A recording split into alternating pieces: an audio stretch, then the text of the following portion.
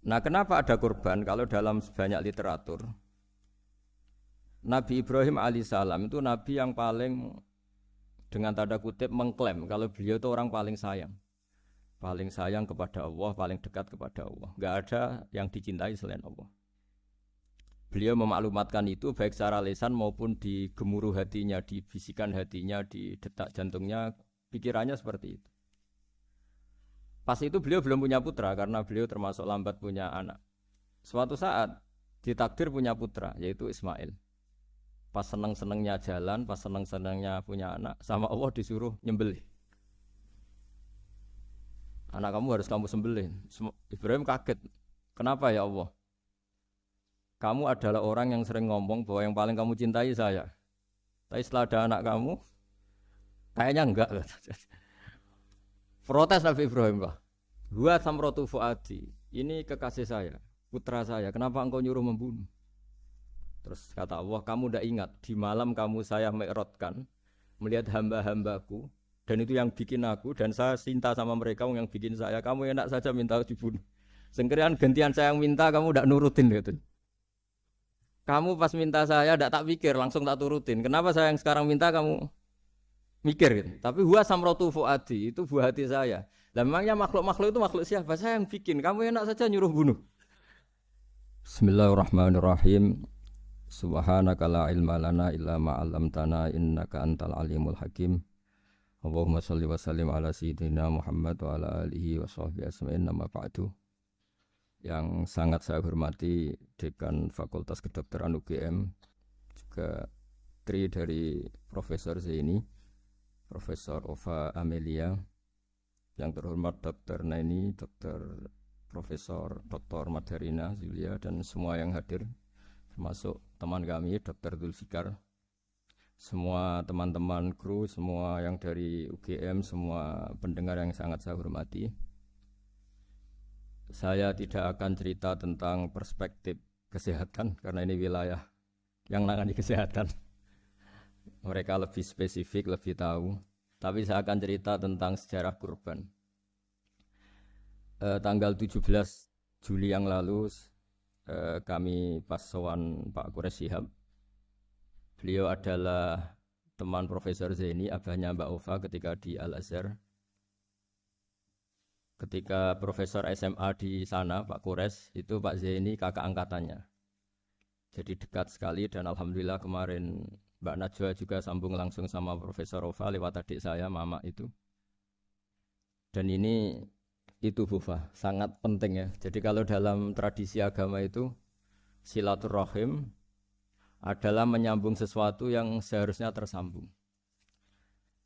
Saya masih ingat pesanan Pak Zaini berkali-kali beliau bilang saya agama yang masuk negara enggak konflik itu diantaranya paling spesial itu Indonesia karena para wali ini mendampingi kultur daerahnya tapi tidak benturan. Misalnya kalau orang Jawa dulu pakai sesajen di sawah-sawah katanya dimakan penunggunya. Ya penunggunya sawah itu kalau dulu ya pikirannya itu makhluk gaib.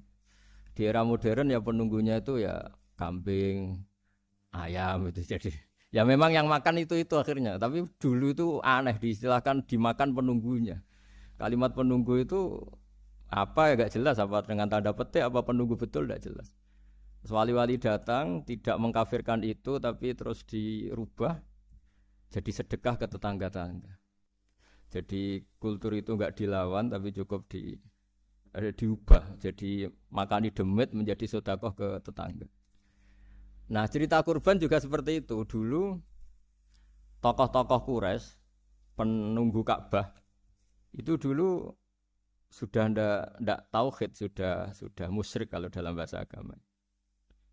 Itu di mana-mana termasuk kebutuhan pokok manusia itu kalau kumpul-kumpul itu makan-makan. Itu mulai dulu. Terus korbannya itu ya pasti perempuan mulai dulu. Jadi hanya bagian masak boleh makan nanti ngenteni luwian itu, ngenteni bekas-bekasnya. Sehingga yang nyortir Abu Jahal CS itu. Jadi yang kurban harus hewannya bagus, spesial, bahkan enggak boleh dikawinkan. Hewan yang mau dikorbankan itu enggak boleh dikawinkan, enggak boleh pernah dikendarai, enggak boleh pernah dipakai bajak sawah dan sebagainya. Semuanya serba spesial. Nanti dikorbankan di Ka'bah. Yang dijual Ka'bah. Nah pertanyaannya Ka'bah ini enggak pemakan daging, yang untung ya ketua-ketuanya ini. Karena Ka'bah tidak doyan daging. Dan itu ya di atas namakan Allah, ini demi taqarrub ilallah, demi itu. Sehingga mereka bilang wa qalu hadhihi an'amu wa harsun hijrul la yat'amuha illa man nasa'u bi za'mihim. Ini hewan kurban harus spesial dan yang berhak makan hanya orang-orang spesial, yaitu para penunggu Ka'bah, para sadanatul bait. Tapi karena mereka sudah tidak benar, tidak jujur, Islam mau merubah tradisi itu. Tapi kalau tradisi itu dirubah, maka Islam akan terkenal pelit. Karena dari acara makan-makan menjadi tidak ada makan-makan. Jadi kadang kebenaran itu harus diganti dengan sesuatu yang tidak ekstrim. Karena tadi dari acara makan-makan menjadi sama sekali nggak makan-makan. Maka terus diganti oleh Islam dengan kalimat udhiyah, dengan kata kurban. Nah kenapa itu harus terjadi? Karena kurban itu sebetulnya syariatnya Nabi Ibrahim, di mana orang Mekah itu memang turunan Nabi Ibrahim. Sehingga sisa-sisa makan-makannya masih. Cuma mulai ada melenceng, ada sesajen, ada khurafat, ada bid'ah. Kemudian itu mulai masalah. Terus Rasulullah Muhammad SAW datang ingin benahi itu. Tapi yang dibenahi adalah menghilangkan kemusyrikannya, bukan makan-makannya. Akhirnya diganti oleh udhiyah. Nah kenapa ada kurban? Kalau dalam banyak literatur Nabi Ibrahim alaihissalam itu Nabi yang paling dengan tanda kutip mengklaim kalau beliau itu orang paling sayang kepada Allah, paling dekat kepada Allah. Enggak ada yang dicintai selain Allah. Beliau memaklumatkan itu baik secara lisan maupun di gemuruh hatinya, di bisikan hatinya, di detak jantungnya, pikirannya seperti itu. Pas itu beliau belum punya putra karena beliau termasuk lambat punya anak. Suatu saat ditakdir punya putra yaitu Ismail. Pas seneng-senengnya jalan, pas seneng-senengnya punya anak, sama Allah disuruh nyembelih. Anak kamu harus kamu sembelih. Ibrahim kaget. Kenapa ya Allah? Kamu adalah orang yang sering ngomong bahwa yang paling kamu cintai saya. Tapi setelah ada anak kamu, kayaknya enggak. Protes Nabi Ibrahim, Pak. Yang benar Gusti, iya harus anak kamu. Karena beliau kadung janji, kadung komitmen yang paling dicintai Allah, tidak ada yang lain. Saya akan mencintai engkau ya Allah, meskipun harus mengorbankan anak saya. Singkat cerita terus disyariatkannya kurban itu. Ketika Nabi Ibrahim berkomitmen melaksanakan perintah itu, Ismail juga mau nurut, bersama Allah diganti oleh hewan kurban yang bernama kambing itu. Sehingga versi cerita itu bahwa Allah akan maklumi ketika orang mencintai Allah secara serius, bersamaan dengan itu orang juga mencintai anaknya dengan proporsi masing-masing. Itu di khazanah-khazanah yang saya baca. Versi kedua, tapi ini nanti nggak perlu dipertanyakan. Nanti kalau UGM tanya itu versi yang paling baik, yang paling benar gimana? Yang tanya juga bid'ah, yang jawab juga bid'ah nanti. Karena itu wilayah yang kadung terjadi. Jadi kalau dalam ilmu hadis itu, kalau kadung terjadi, mbok kamu unggulkan yang mana, tetap saja yang terjadi hanya satu, mau kelewat. Beda dengan istihad solusi. Karena mau terjadi ya kita uji coba. Kalau nggak cocok yang A ya cocok alternatif B, alternatif C. Kalau sudah kelewat, mau gimana? Kalau salah ya salah aja kan. Versi kedua begini. Semoga versi kedua ini yang benar. Kalau ini benar, keren. Nabi Ibrahim itu memaklumatkan diri. Kalau dalam bahasa Arab itu iddia itu mengklaim bahwa dia adalah orang yang paling sayang terhadap makhluk Allah, semua hamba Allah. Terus beliau diterbangkan ke langit. Ya karena UGM ini lembaga akademik, nanti saya baca teksnya. Kalau bahasa Arabnya itu takbirnya. Diterbangkan ke langit, ke alam malakut. Ya tidak usah ditanyakan, tanya terbang gimana, nanti ribet nanti itu. Setelah diterbangkan di langit, wa kadzalika nuri Ibrahim malakutas samawati wal ardh, diperkenalkan alam langit, terus dipertontonkan. Itu ada sekian hamba Allah yang nyabu, yang ngefly, yang dugem, pokoknya yang maksiat-maksiat itu. Ibrahim ditanya sama Allah, gimana itu mereka menurut kamu? Damirhum, habisi saja Allah. Mereka makan rezekimu, hidup di bumimu, tapi mereka tidak mengindahkan engkau. Matikan saja. Sama Allah diturutin. Jalan-jalan lagi sampai 3 kali peristiwa tempat-tempat maksiat itu dihabisin sama sama Nabi Ibrahim. Beliau minta sama Allah supaya itu dihabisi.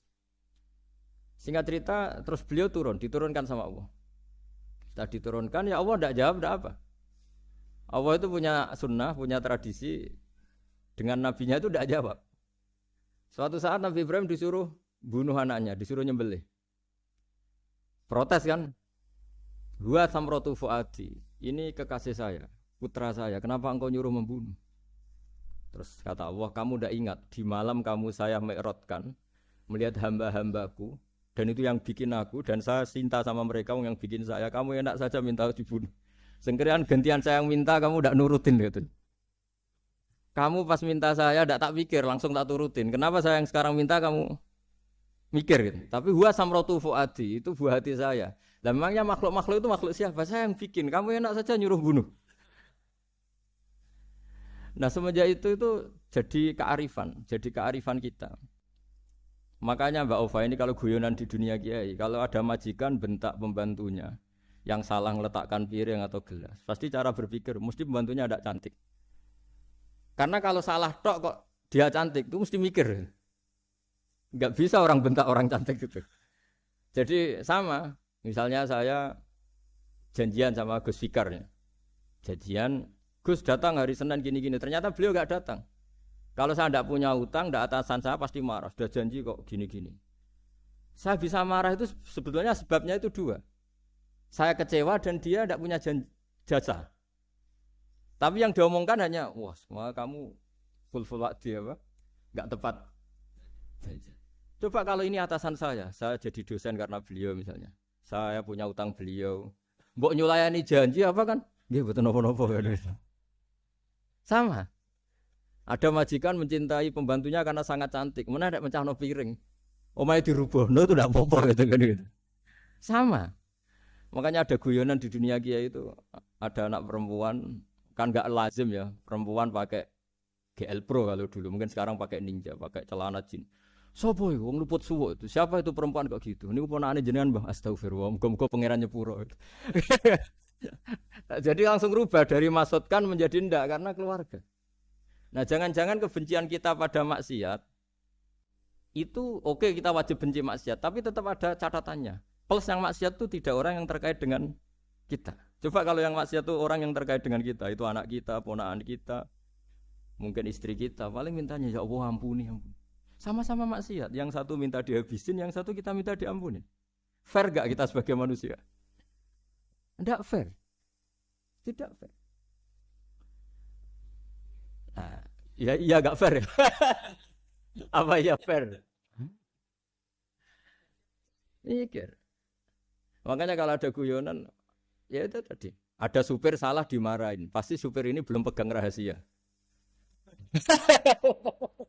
Tapi kalau sudah pegang kartu, si majikannya punya apalah gitu, simpanan gitu. Wah ini pegang. Berani marah gak tuh? Tidak. Ini dokter kelik juga teman saya. Itu pengalaman sekali. Jadi itu guyonan kiai. Makanya jadi manusia itu gak pernah adil sebenarnya. Makanya Allah pernah mensifati manusia itu bakanal insanu zaluman jahula. Manusia itu sangat zalim dan sangat bodoh. Kalau misalnya jenengan tanya, orang soleh pun itu gimana? Orang soleh asal manusia tidak nabi. Itu ya mesti ada zalimnya. Makanya kalau dalam kitab Hikam diterangkan, kitab Hikam itu kitab yang olah manusia. Itu menyebut begini, manusia itu siapa? Dijawab, manusia itu mangkanat mahasinuhu masawiyah. Orang yang ketika baik saja salah, apalagi ketika salah. Kita misalnya punya toko laris itu, doanya mustajab, laris, pembelinya banyak, kualitasnya bagus. Pasti ada toko sekeliling yang megap-megap karena orang sekarang ke kamu kan itu. Sama di kampus ya gitu, kalau ada kampus besar yang lain pasti kemahjub, terhalangi karirnya di semua. Sehingga orang supaya terus merasa salah, Rabbana dzalamna anfusana, meskipun kita sedang benar pun. Saya termasuk kiai yang kalau ngelepas haji, mungkin yang haji itu mangkel. Karena saya tidak pernah muji-muji haji, meskipun saya melepas orang haji. Umumnya kiai kalau ada orang haji kan dilepas, haji mabrur, tidak ada lain balasan kecuali surga. Saya itu karena pernah kecil, pernah dengerin masyarakat. Itu ngenes ketika si kiai pidato tadi ternyata ngenes. Ngenesnya seakan-akan surga itu hanya milik yang haji. Wah, anak koyo kula sepundi Gus wong kula ora kelar kaji. Semenjak itu setelah saya jadi kiai ya dendam juga. Akhirnya setelah saya jadi kiai kalau ngaji orang yang haji mabrur balasannya surga, orang yang fakir sabar juga surga, orang yang sering dimarahin istri juga surga. Kata pokoknya surga terus. Sampai yang mau haji itu Gus gimana kok bahas kita kok sama dengan mereka? Ya karena saya ada ulama pesanan kata saya gitu. Jadi artinya gini. Ketika Anda muji ibadah haji, jangan kira yang ngenes tidak banyak. Yang ngeluh juga banyak, karena mereka ada takdir gak mampu haji. Itu hebatnya Islam. Islam juga datang dengan solusi-solusi. Misalnya Jumatan itu hajinya orang miskin. Orang yang ingat Allah mulai subuh sampai matahari terbit juga sama dengan umroh. Jadi karena tidak semua orang itu mampu haji. Jadi itu Islam. Jadi nanti tak bacakan, jadi versi kedua itu Nabi Ibrahim diperingatkan Allah bahwa tidak seperti itu cara mengelola hamba. Nah, Islam ini kata Allah anit tabi' millata Ibrahim hanifa. Referensinya Islam, mentornya Islam itu Nabi Ibrahim. Sehingga kita alhamdulillah punya sejarah wali songo. Saya punya orang tua Kiai Nur Salim itu sayang sekali sama umat. Mbah Mun juga gitu. Saya sama Profesor Zaini itu sudah mulai tahun 2000 terus tiap hari ketemu juga nggak pernah kecewa. Beliau itu pernah disalahpahami, mungkin Bu Ova belum dengar ini. Pernah disalahpahami karena beliau itu tangan kanannya kan agak kuat. Jadi kalau ngambil papa itu pakai tangan kiri. Itu pernah disalahpahami ya, mungkin orang hasud karena tidak mengkonfirmasi langsung mengklaim beliau itu kiai profesor kalau apa-apa pakai tangan kiri. Kira-kira pertanyaan sunnah rasulnya mana kan gitu. Beliau itu ya hanya corong Jawa itu berambang, agak nangis tapi tidak sampai keluar air mata tapi berambang. Beliau bilang gini ke saya. Saya seharusnya gimana Mas Pak? Ya kalau Pak Zaini ingin jadi wali ya tidak usah menjelaskan. Kalau Pak Zaini ingin menjelaskan berarti ingin diakui makhluk. Tapi kalau nggak dijelaskan mereka salah paham terus. Tapi cepat jadi wali karena sudah mulai mengabaikan apa kata mereka. Tapi kalau menjelaskan ya enggak. Ya lama jadi walinya. Tapi bagusnya orang nggak salah paham. Pak Zaini tertawa-tawa. Jadi wali apa enggak? Jadi saya tuh lama sekali sekamar dengan beliau ada di badan wakaf ya Mas Fajar ya. Badan wakaf yang atas itu kan dulu tempatnya Pak Rektor kan kosong. Nah itu kita tempati sama Pak Zaini bertahun-tahun tiap hari diskusi. Dan nggak pernah ceritanya beliau itu penting. Karena seneng guyon, memang khasnya ulama itu seneng guyon. Kemarin saya ketemu Pak Kures, beliau cerita, saya ini punya idola Gus Pak. Kalau manggil saya Gus kadang ya Pak. Dulu beliau doktor filsafat, lama-lama jadi Syekhul Azhar. Itu kalau ke kuliah pakai bis, ya. kata Pak Kures pakai bis. Suatu saat di Al Azhar itu kan beda dengan di yang lain ya, agak-agak modern. Si gurunya ini, beliau itu karena banyak yang berdiri, beliau duduk ada perempuan berdiri, terus yang lelakinya berdiri, terus jatah duduknya dikasihkan perempuan. Perempuannya itu pakai pakaian yang agak minim, agak seksi lah, agak minim. Terus si Syekhul Azhar tadi saat itu belum Syekhul Azhar, punya 2 permen. Ini ceritanya Pak Kures punya 2 permen terus. Yang satu sudah dibuka, yang satu masih bungkusan masih ditawarkan. Silakan Mbak kamu milih yang mana? Milih yang masih itu. Padahal bukanya itu supaya lebih gampang. Ternyata milih yang masih bungkusan. Kenapa Mbak? Ya ini lebih steril karena pakai bungkusan. Oh iya. Itu pelajaran itu. Terus Pak Kures nantang saya. Gus Pak punya enggak cerita tandingan? Wah kalau saya kebalikannya Pak. Di kereta itu ada Cina. Enggak khitan ya. Ketemu sama kiai kampung. Kenapa khitan? Enggak khitan juga sama gini-gini gitu. Terus dikasih pisang. Terus dimakan dikupas dulu. Kok udah langsung aja. Terus kata Pak Kures. Nah ternyata sama Pak Zaini sama Pak Kures itu dibalik ke profesorannya. Ceritanya itu ya guyon terus. Karena memang agama ini itu kalau masalah kebenaran itu serius. Tapi dibalik kebenaran ini yang perlu dicatat oleh semua yang mencintai agama ini. Bahwa Allah itu tidak butuh taat kita. Dan Allah tidak akan gagal sebagai Tuhan karena maksiat kita. La tanfa'uhu ta'atuhum wa la tadurruhu maksiatuhum. Allah tidak akan ngefek ketika semua orang taat ya gak ngefek, semua orang maksiat juga gak ngefek. Karena Allah ini zat yang punya eksistensi sejati, sehingga hubungan kita dengan Allah itu tidak ngefek ke Allah, tapi ke kita sendiri. Sehingga mereka lebih rileks karena nggak merasa harus mati-matian bela Allah. Allah tetap Al-Qayyum, zat yang bisa berdiri sendiri. Sehingga di kitab-kitab itu ada bab namanya Mizahun Nabi, guyonan-guyonan Nabi. Itu ada babnya sampai di kitab Ihya, di kitab banyak lah kita. Masyhur itu suatu saat ada orang sepuh sowan ke Nabi karena sudah sepuh. Beliau pamit lah, kira-kira jam segini pamit, ya Rasulullah saya mau pulang karena nanti kemalaman. Karena beliau jalan kaki yang orang sepuh. Kata Nabi, dah tenang saja di sini, nanti pulang kamu udah jalan kaki. La ahmilan naki alab ninakoh, nanti kamu tak naikkan anaknya unta. Pikirannya orang sepuh tadi namanya anak unta itu ya kecil. Wa ma fa'altu bibninako, apa yang bisa saya lakukan dengan anak unta? Sudah, tenang saja. Setelah beliau ngaji lama, ya dikasih unta tua itu. Silakan kamu bawa unta saya ini. Ini kan unta tua, ada anak unta. Ya meskipun tua ya anaknya unta kata Nabi. Ya tapi cerita saja. Meskipun tua juga anaknya unta. Jadi agama itu rileks. Nabi Ibrahim, kembali lagi ya karena syariat Ibrahim. Nabi Ibrahim itu pernah minta supaya nyawanya itu diperpanjang. Karena beliau umumnya orang itu kan ingin nyawa panjang, ingin umurnya panjang. Beliau yakin penting nyawa panjang, umur panjang. Allah tidak jawab ke apa. Suatu saat ada tamu, orangnya itu sepuh sekali. Nabi Ibrahim karena orang yang sangat menghormati tamu dikasih kurma, anggur. Itu setiap dimakan dikunyah meler lagi keluar. Karena sudah sepuh, nggak ada giginya, dikunyah keluar lagi. Itu jawabnya Nabi Ibrahim, ya Allah, masuk lagi ke kamar, sholat lagi, mengcancel doa panjang umur. Katanya Ibrahim, oh jenengan jawab toh. Gitu. Artinya kalau ingin tua sekali ya nasib kamu kayak itu gitu. Jadi karena beliau tahu itu jawaban terus masuk kamar, oh jawab toh Gusti jenengan, terus membatalkan doanya. Itu Nabi Ibrahim. Kalau orang sekarang enggak, ndonga ngarani, ya tua ya tetap sehat, tetap wah itu itu lebih ribet itu. Iya, jadi karena doa itu kalau enggak diperjelas itu ya repot.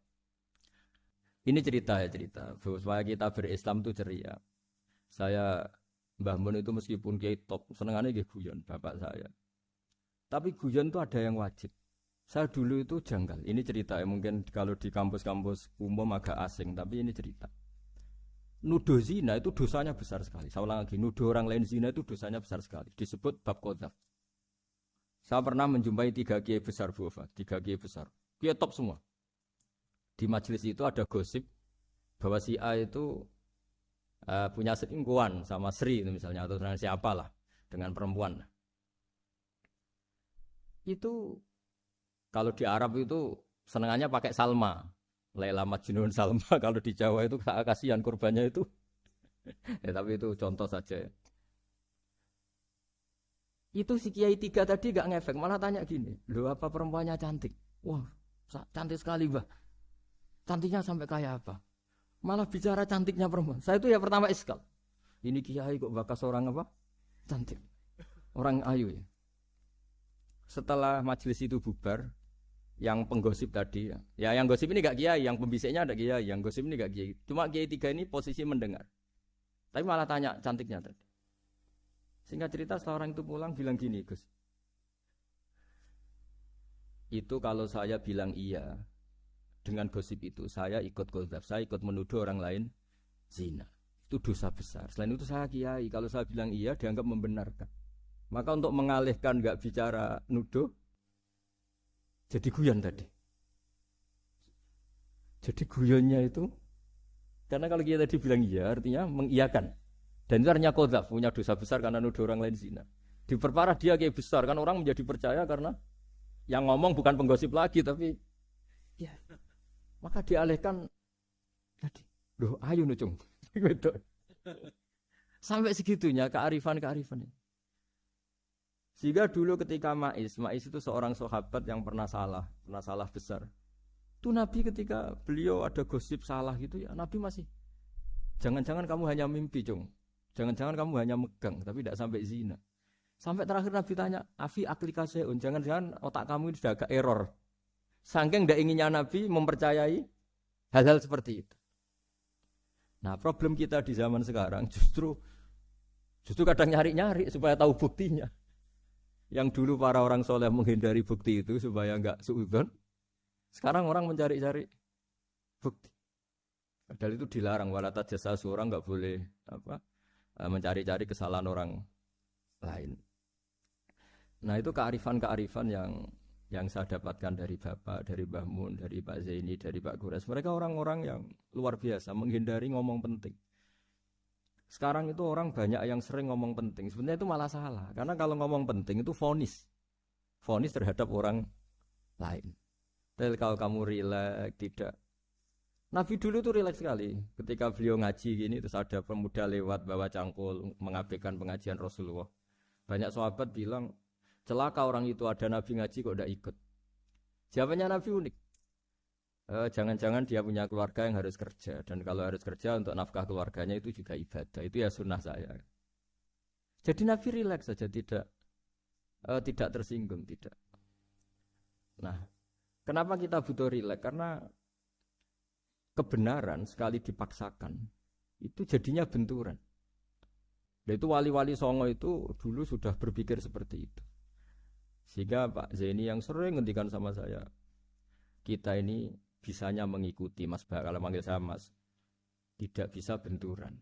Sehingga tadi ada modifikasi dari sesajen menjadi sedekah, dari apa menjadi apa. Jadi tidak langsung benturan. Dan itu khazanahnya, bacaan-bacaannya banyak sekali. Termasuk peristiwa Udhiyah tadi. Jadi dulu kurban itu dipakai ajang orang-orang tokoh Quraisy supaya dapat daging yang bagus, di atas namakan Ka'bah. Jadi agama ini dijual mulai dulu. Kuno agama ini dijual. Dan agama mulai dulu ya prospek. Ka'bah itu bisa menyedot wisatawan berapa, wisata religi. Sehingga dulu ada Ka'bah tandingan, perhitungannya juga ekonomi. Jadi mulai dulu itu ya sudah seperti itu, mau apa Mang, Allah bikin dunia seperti ini. Jadi mulai dulu agama itu ya, sampai orang Yahudi gak mau iman sama Nabi ya, pikirannya sederhana, kalau saya tokoh banyak yang sowan, banyak yang ngasih-ngasih.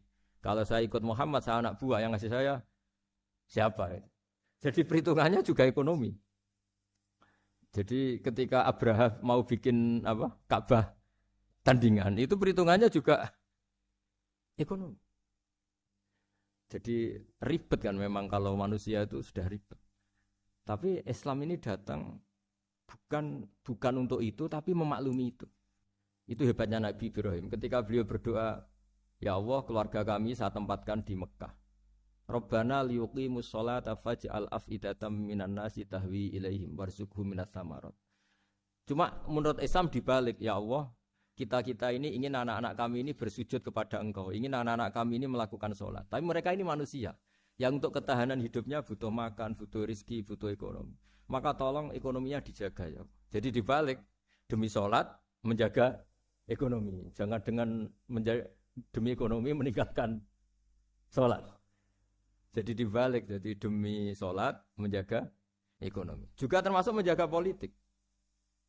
Andaikan tidak ada orang Islam yang cakap politik, terutama yang soleh-soleh. Kemudian negara bikin aturan ala mereka.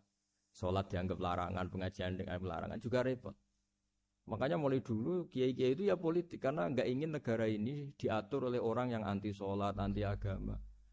Karena kalau negara terserah yang sedang jabat, kemudian yang jabat tidak soleh, bisa nganggap maksiat-maksiat tidak ilegal, yang pengajian justru ilegal. Nah, di sini kenapa banyak orang-orang soleh dulu ya rata-rata ya berpolitik mulai sebelum kemerdekaan sampai setelah kemerdekaan. Jadi itu ada filosofinya.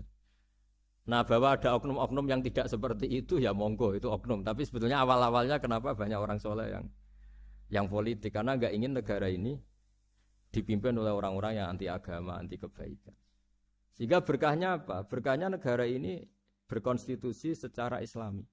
Meskipun tidak negara Islam, tapi tadi hak-hak asasi manusia terjaga, hak belajar, hak beragama, hak ibadah.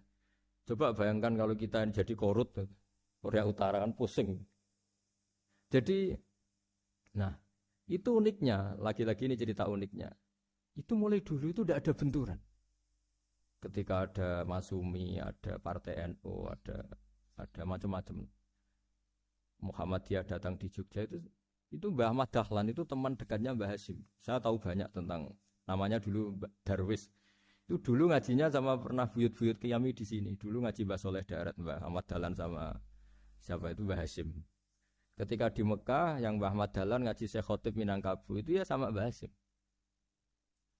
Nah kebetulan Mbah Ahmad Dahlan hidup di Jogja yang zaman itu sudah khurafatnya kayak apa karena ada sistem agama yang sangat menurut beliau sangat jauh dari Islam yang murni, terus beliau revolusinya seperti itu. Yang Mbah Hasyim nempat di Jombang. Nah itu kan murni ilmu sosial, murni muqtadul hal. Terus beliau punya metode yang berbeda tapi nggak masalah, mulai dulu nggak masalah. Kemudian jadi kalau yang kadang-kadang memasalahkan tuh ya memang yang nggak tahu masalah. Sebenarnya dulu itu ya biasa aja karena ya itu urusan metode, urusan. Saya teruskan masalah udhiyah. Jadi yang diceritakan Nabi Ibrahim tadi bahwa benci seseorang kita atasnamakan maksiat itu tidak segampang itu. Karena jangan-jangan kebetulan yang maksiat itu keluarga kita. Apakah kita punya kebencian yang sama saat yang maksiat itu keluarga kita, atasan kita, teman kita. Ya kayak tadi. Kalau saya corong Jawa dibelenjani janji, ada orang janji sama saya nggak tepat waktu. Saya bisa marah itu pasti sebabnya jelas. Itu bawaan saya, nggak berjasa sama saya. Kalau kata dokter Kelik nggak cantik ya. Tapi kalau itu orang yang misalnya rektornya bilang, maaf ya saya tidak bisa datang hari ini. Tidak apa-apa. Pasti manut itu. Atau yang nyelayan janji kiai itu. So nggak ngerasa teko itu.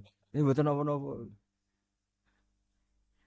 Gayanya aja kita marah karena full wadi apa ingkar sama. Intinya Nabi Ibrahim itu coba kalau yang maksiat itu anak kamu berharap saya ngasih tobat kan, bukan langsung tak habisin kan. Intinya Allah ingin bilang ke Nabi Ibrahim, andai kan yang maksiat itu anak kamu, ingin saya menghabisi apa tak kasih tobat? Ya kasih tobat ya. Ya seperti itu saya yang bikin. Maka di Al Azhar sana kalau cerita orang-orang alim itu masyhur. Ada tempat maksiat mau dihabisin sama orang-orang yang sangat keras. Ketemu Syekh Mutawalli Sya'rawi ditanya, andai kan mereka mati saat maksiat, itu mereka ke surga apa ke neraka? Ya ke neraka. Terus ditanya sama Syekh Mutawalli, kalau mereka ke neraka, akan adzalika muradan Nabi? Apa seperti itu yang digedaki Nabi? Umatnya mati terus masuk neraka karena belum tobat. Tidak, Nabi inginnya mereka tobat dulu. Ya sudah jangan dihabisin. Kamu berproses ikut mentobatkan mereka. Kebetulan ini mau mendengar. Jadi kita lunak, kita baik itu ya semuanya ingin la'allahum yarji'un, semoga mereka kembali, mereka tobat. Bukan lunak dengan arti mengakui maksiat itu satu kebaikan, itu yang bahaya. Kalau lunak sampai mengakui itu maksiat itu kebaikan, itu bahaya sih. Tapi kita lunak karena kita ingin berproses untuk bertobat. Karena tadi, kalau kita punya nurani itu mesti, andai kan yang maksiat itu anak kita, atau teman dekat kita, atau orang yang berjasa sama kita, apa kita bisa tegas? Kira-kira gimana? Bisa kamu tegas sama anak kandungmu? Ditantang minggat saja pusing gitu.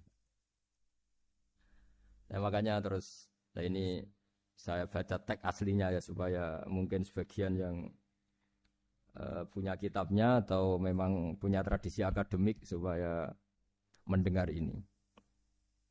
Saya baca ini versi yang kedua ini di kitab Hikam. Kitab Hikam itu termasuk kitab pegangan para kiai halaman 4 juz 2. Diredaksikan gini, waqat adzaballahu ta'ala, ini masih tentang kurban. Waqat adzaballahu ta'ala khalilahu Ibrahim fi ba'di mawatinihi al-azimah. Jadi Allah kalau dalam bahasa Arab memberi teguran itu namanya takdib. Makanya kalau orang nakal itu kalau orang Jawa bilang kurang ajar. Sebenarnya ajar itu kan tahun ajaran baru. Ajar itu kan barang baik. Ya kan disebut tahun ajaran baru. Pengajaran. Ajar itu kan barang baik. Jadi kalau kurang ajar berarti kurang baik. Itu bahasa Arabnya orang yang kurang ajar perlu diajari. Itu kalau orang Arab bilang ditakdib. diwarai tata krama, diadabkan. Jadi belum punya adab diadabkan. Ya, itu udah. Tapi tentu Nabi Ibrahim nggak sampai kurang ajar. Ini kan cerita bahasa ya. Jadi kalau sebenarnya ajar itu udah buruk-buruk kurang ajar. Berarti orang ini kurang pelajaran, kurang. Tapi di Jawa itu agak salah kaprah. Kalau kurang ajar itu ekstrim. Misalnya duduk di meja itu disebut kurang ajar. Sebenarnya ada se-ekstrim itu. Saya teruskan ya. Terus wa 'allamahu kaifa yatakhallaqu bihadzal khuluqil karim inda tilaihi alal asrar. Terus kan anak Ibrahim annahu arhamul khalqi qol farafa'ahu wa ta'ala hatta asyrafa ala ahlil ardi. Nabi Ibrahim diterbangkan ke langit sehingga melihat di bumi yang maksiat-maksiat itu. Faqala ya rabbi damirhum, habisi saja. Terus faqala wa ana arhamu bi ibadi minka ya Ibrahim ihbit fala allahum yatubun wa yarjiun. Jadi setelah permintaannya semua dikabulkan, dihabisin sama Allah, terakhir cobalah kamu sekali-kali dakwah ke mereka. Kamu belum pernah dakwah kok tahu-tahu minta mereka dihabisin. Coba kamu dakwah, jangan-jangan mereka mau kembali. Nah terus sebagian cerita itu terus diteruskan ketika suatu saat Ibrahim akhirnya diminta menyembelih putranya. Inni arafil manami anni atfahu kafang durmata taro. Falamma tashammara lidzalik wa akhadha sikin biyadi qala Allahumma hadza waladi wa samratu fuadi wa habbun nasi ilayya. Ya Allah, ini buah hatiku, ini orang paling saya cintai. Kenapa engkau menyuruh ini supaya saya bunuh? Terus beliau dijawab sama Allah, ama ta'lamu anni rahimun bi ibadi kama anta syafiqun bi waladik. Fa idza sa'altani ihlaka 'abdi as'aluka dzabha waladik wahidan bi wahidin. Jadi kalau dulu kamu minta supaya hamba saya tak habisin karena maksiat, sekarang saya juga minta kamu menghabisi anak kamu. Tapi ini kan anak saya, sama itu hamba saya yang bikin juga saya. Nah semenjak itu Ibrahim dianggap sebagai bapak kasih sayang. Karena semenjak itu terus beliau orang yang paling sayang. Sampai ada 3 nabi yang menjadi metodenya Rasulullah SAW sebagai mentornya. Kalau Nabi Nuh melihat kemaksiatan langsung bilang, Rabbi la tadzar alal ardi minal kafirina dayaro, habisi semua ya Allah. Tapi kalau Nabi Ibrahim apa? Faman tabi'ani fa innahu minni wa man asani fa innaka ghafurur rahim. Orang yang ikut saya ya karuan kelompok saya, dan yang sebelum ikut semoga engkau mengampuni. Tentu lewat proses dakwah, lewat proses. Nah, Wali Songo, kembali ke Wali Songo dan para guru-guru kita, itu seperti itu semua. Jadilah Islam yang di Indonesia, Islam rahmatan lil alamin itu konstruksinya ya dari ilmu-ilmu seperti itu. Bacaannya seperti itu. Karena ternyata kita tegas tadi ujung-ujungnya karena itu tidak cantik, tidak atasan kita, tidak berjasa sama kita. Kamu kalau ada supir telat, supir kok telat datang kantor gitu, pasti supir itu belum pegang rahasia. Nah pegang rahasia tak jamin aman itu meskipun telat. Karena lebih ngeri pasti. Artinya manusia itu kayak apa ngeklaimnya tegas, disiplin, objektif. Kira-kira iya apa enggak? Enggak lah kayaknya ya. Ya pasti tadi. Nah itu yang makanya bapak saya kalau guyon sama saya itu, kalau umumnya orang itu kalau di dunia kiai muji istiqomah. Istiqomah itu konsisten jadi imam masjid, konsisten jadi guru, jadi apa. Kalau bapak itu sering guyon ke saya, iku istiqomah apa mau digenti wong liya katanya. Artinya di balik istiqomah itu juga ada catatan lain. Jangan-jangan ambisi gak mau diganti orang lain. Jadi intinya manusia itu dalam benar saja ada unsur salahnya, apalagi pas salah gitu maksudnya. Nah ya pas benar saja ada unsur salahnya, apalagi pas salah. Nah itulah dengan sudut pandang seperti ini adalah orang terus gak gampang menghakimi orang lain. Karena manusia yang baik adalah cukup dia merasa aibnya banyak, salahnya banyak, kemudian itu menyibukkan dia dari mencari-cari aibnya orang lain. Makanya kalau dalam cerita Ibrahim alaihissalam, karena kurban itu identik dengan syariatnya Nabi Ibrahim. Ini saya punya catatan yang kemarin tak baca juga di Jakarta. Itu suatu saat Nabi Ibrahim itu didatangin orang Majusi dulu. Orang Majusi itu ya tidak beragama. Singkat cerita Nabi Ibrahim itu terkenal kaya dan suka menghormati tamu. Dulu tamu itu sangat penting dihormati karena dulu nggak ada warung, terus padang pasir. Kalau sekarang itu ya wajib dihormati tapi tidak wajib-wajib banget. Karena biasanya sudah marung di mana-mana. Sudah marung di mobilnya bawa apa?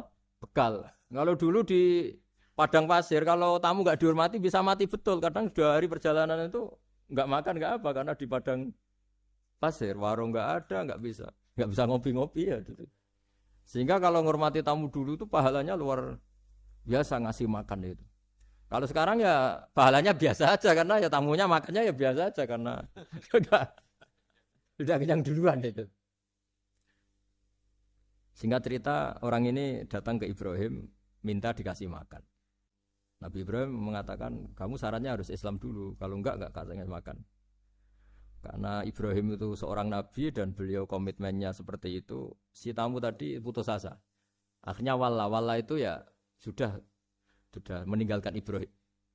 Setelah beberapa jangkah, Allah bilang ke Nabi Ibrahim, orang itu umurnya berapa tadi bilang ke kamu? 50 tahun. Pernah enggak orang itu kelaparan? Kata Allah, enggak, baru ini kelaparan. Kata Allah, mundu khamsina sanatan nut'imuhu ala kufri. Falau nawal tahu lukmatan min ghairi antu talibahu bitahiri dinik lakana ahsan. Orang itu umurnya 50 tahun. Itu ya tak kasih makan, padahal dia majusi. Kamu baru diminta sehari saja minta syaratnya Islam. Terus itu ada di kitab apa Ar-Risalah Al-Qusairiyah di halaman 262. Jadi cuma dulu itu motifnya semuanya agama, bukan atas nama demokrasi atau kebebasan beragama. Karena dulu itu orang dulu itu kan saking sayangnya Allah, apa-apa konstitusinya ya perintah Allah. Dan ternyata perintah Allah seperti itu, akhirnya dipanggil. Kemana ya majusi ke sini tak kasih makan. Dan majusinya kan kaget. Ada apa? Kenapa kamu rubah? Ditegur Tuhan. Iya, ditegur Tuhan. Jadi dan alhamdulillah saking simpatiknya orang majusi tadi akhirnya masuk Islam. Sama itu kan mirip orang Yahudiyah atau Yahudi itu yang tanahnya itu diambil ya sama Amr bin As untuk perluasan masjid di apa? Mesir. Ya, ketika lapor ke Sayyidina Umar, ngiranya itu kan dibenarkan perluasan masjid, ternyata Umar belain yang Yahudi. Iya, yang punya tanah harus dikembalikan tuh haknya. Jadi Islam itu menghormati hak kepemilikan meskipun itu milik non muslim. Jadi kata Allah, mut khamsina sanatan nut'imuhu ala kufri. Falau nawal tahu lukmatan min ghairi antu talibahu bitahiri ini. Mbok dikasih makan aja, ndak usah nyuruh ganti agama. Wong saya saja yang Tuhan. Ngasih makan dia sudah 50 tahun. Tanpa syarat. Tanpa syarat. Ya jadi ini cerita ya Bu Ufa. Jadi kita mungkin kenangan saya dengan Bapak, Bu Ufa dengan Profesor ini kebetulan teman dekat sekali sama saya dan hampir tiap hari saya ketemu. Minimal 3 jam. Bertahun-tahun. Sampai kalau kehabisan cerita, akhirnya cerita keluarganya karena kesuwan belajar karena akhirnya cerita keluarga. Maksud saya tadi ini saya cerita ini barang baik. Ketika beliau pernah ditahan karena aktivis dulu, itu pas mau lahirnya Bu Aufa, terus beliau berdoa mati-matian, delalah dibebaskan. Beliau sempat nunggu kelahirannya Bu Aufa ini, terus dinamai Aufa Amalia. Itu kalau dalam bahasa Arab itu Aufa itu Allah memenuhi apa yang saya angen-angen. Jadi itu ceritanya itu gitu. Jadi nama itu spontan aja ketika iya, jadi beliau itu aktivis dulu. Bukan dipenjara karena korupsi atau kriminal, bukan karena aktivis. Karena kalau model sekarang Bu, kalau nggak dijelaskan detail ditahan karena aktivis, nanti dikira ditahan karena yang lain. Ribet kan? Jadi ditahan karena beliau itu dulu aktivis, bukan karena. Ya saya kira demikian, monggo kalau ada sesi tanya jawab, kalau tapi yang ringan-ringan saja nanti jadi serius.